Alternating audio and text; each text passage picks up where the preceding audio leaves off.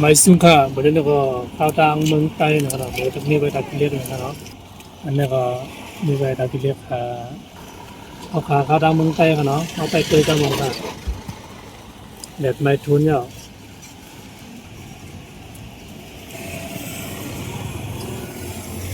อันนี้นะครับรถการน้ำชนเนาะค่ะอันนี้เดมีไว้ที่สินตังเลยอันนี้ที่เกี่ยวกับข้าวตังค่ะอันนี้ก็จะเป็นปลายทางเขาเบ่งทาขี้เล็กนะครับเสียงปกลงนะครับ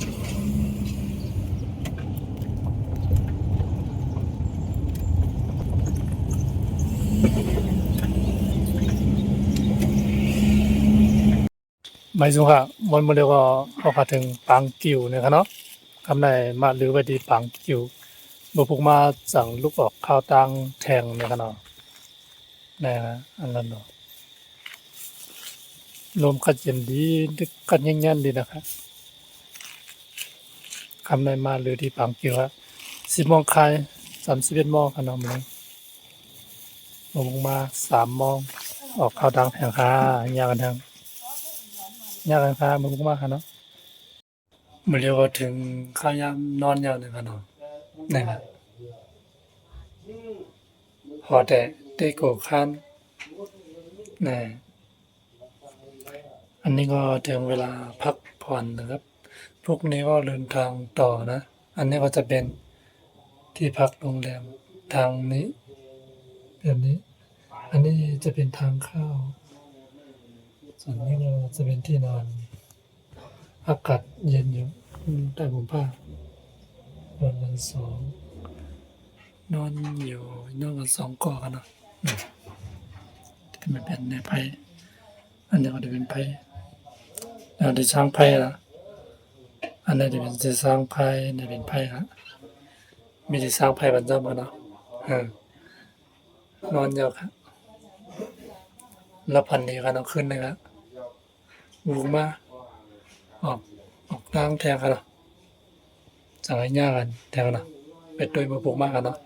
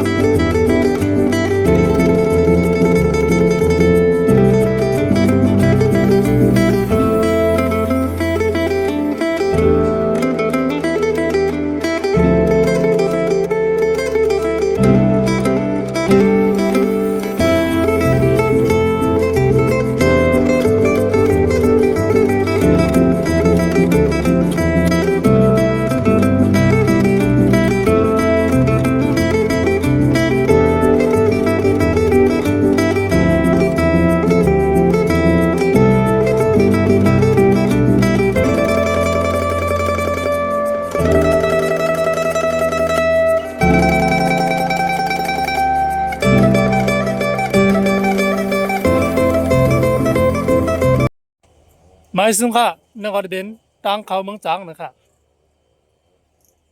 เพราะว่าไปฮอดมาแล้วก็มาเวทไถแค่บางไรค่ะทางนี้นะคนก็ทางนี้ป้ายก็ทางนี้เสียนั่งก็ทางนี้ค่ะอันนั้นเราแคบ